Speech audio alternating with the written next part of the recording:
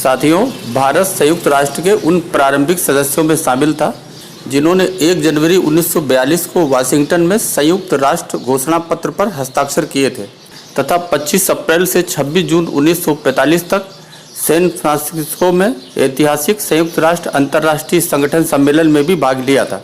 संयुक्त राष्ट्र के संस्थापक सदस्य के रूप में भारत संयुक्त राष्ट्र के उद्देश्यों और सिद्धांतों का पुरजोर समर्थन करता है।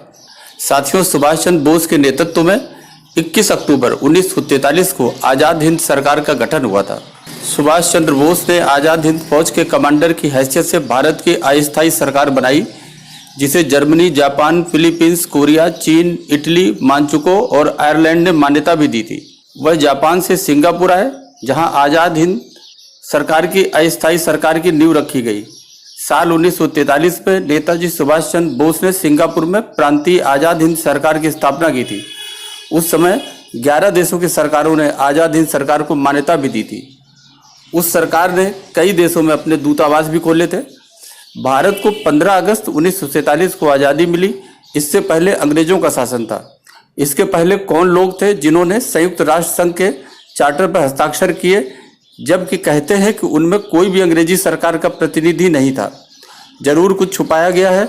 ऐसा लगता है कि आज़ाद हिंद सरकार के ही ये प्रतिनिधि हो सकते हैं।